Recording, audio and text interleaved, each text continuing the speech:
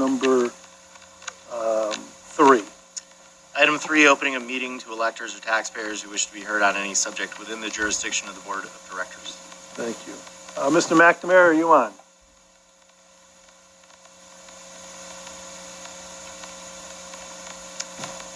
Can you guys hear me okay? Yep, you're on. Welcome, Mr. McNamara. You got it. Hey, Colin, McNamara, 47 Grandview Street. 3 chairs for Manchester's finest and bravest saving a life. That's great. We got a mixed bag tonight, so let's start. Recently, the CDC came out with new guidance that says that you can no longer treat unvaccinated people any differently than vaccinated people. So it's good news they're not using science to discriminate anymore. The bad news is that if you believe in Donald Trump or the MAGA agenda, you're probably a threat to democracy and you could be a domestic extremist. We got to continue to follow the science, and the good news is Moderna's come out with a new booster shot for the BA4, BA5 variant. And the bad news is that, you can't read it, but it's only been tested on 8 to 10 mice.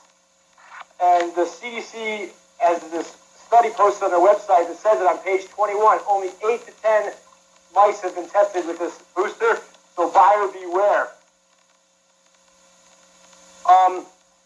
I'd like to get Director Jeff Catlett back, the health director, to talk about the expanding global health emergency. The WHO recently declared monkeypox a global health emergency, and it's not only affecting gay men, even though 98.7% of cases, it's also affecting a lot of men that sleep with other men.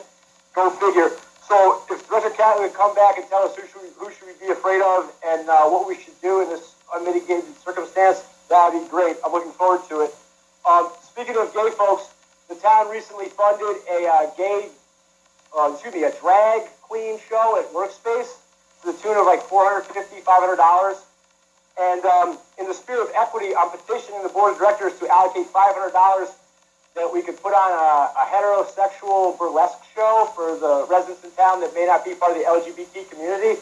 And I think it'd be great for community building to have this. And I'm volunteering to maybe help spearhead it, and I could even be a performer if it means making a couple $100 to embarrass myself for a few minutes. It might not get as spicy as the drag show because that was pretty hot, but no promises when the cameras come on and the crowd's there, like what might happen. But I think it would be really great, and it would be good that we're equal funding for the LGBT community as well as the heterosexual community. Circling back to public health again.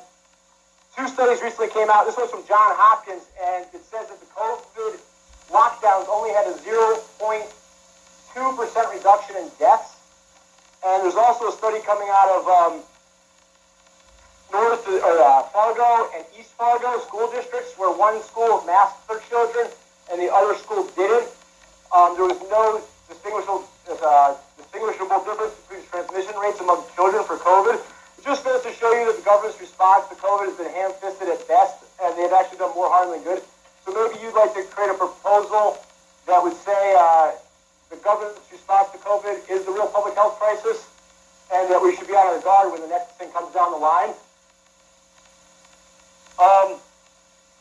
I want to speak briefly on the Manchester Next survey that the consultancy firm put out.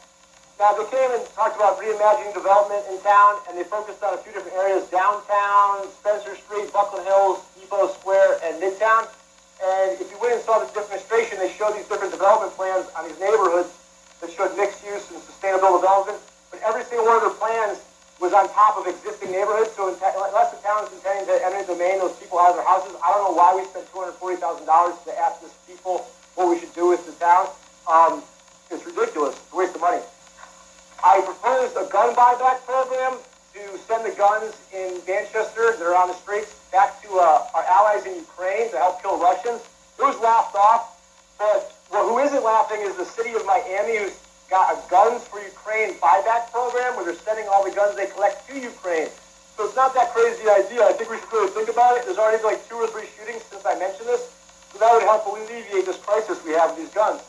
The last thing I want to speak on is that I've been seeing a lot of signs around town that say "Save the Cabin at Case Mountain," and it's an idea. are also proposed maybe the artist and residency program, and I think we can double up, maybe even get a trifecta here.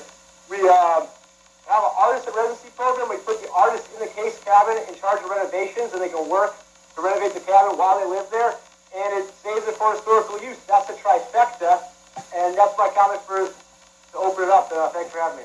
Thank you. With 4 seconds to spare, thank you. Are there any other electors or taxpayers who'd like to come before us? Seeing none, item number 4. Item 4, adoption.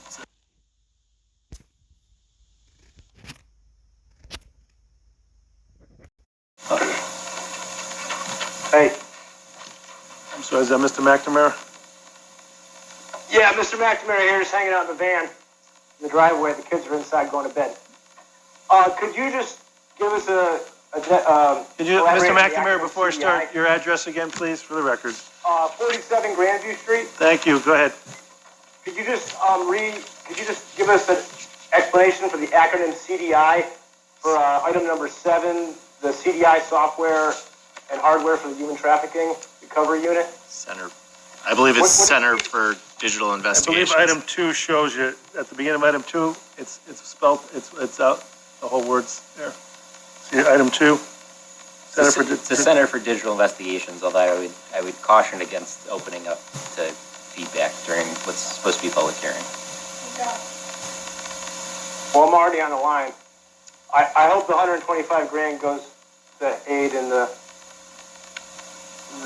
solving of human trafficking cases. Thanks for the comment. Thank you.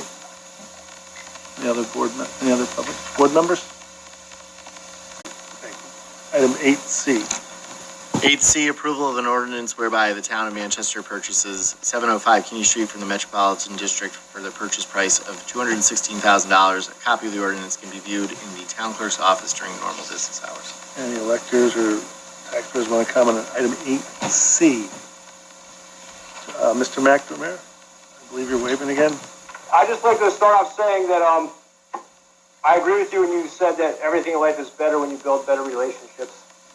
And I want to commend the board tonight. I really appreciated the presentation from Town Administrative Attorney O'Neill.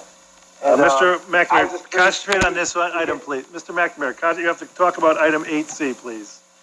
AC, I want to congratulate, I understand that this money is being used out of an allocation of a fund that was built up when the title change of a property is recorded. There's a fee that is assessed, and then it built up in a fund, and then the town uses it for conservation expenditures. And I would just like to commend the town in using the taxpayer money in an appropriate fashion for everyone's use of open space. You guys do a good job of the preservation of open space, both as an organization, as a town, and in the aiding of the Manchester Land Conservation Trust. And I'd like to say that I appreciate it, and thank you. Thank you. The other taxpayers, electors like to comment on item 8C. Seeing none,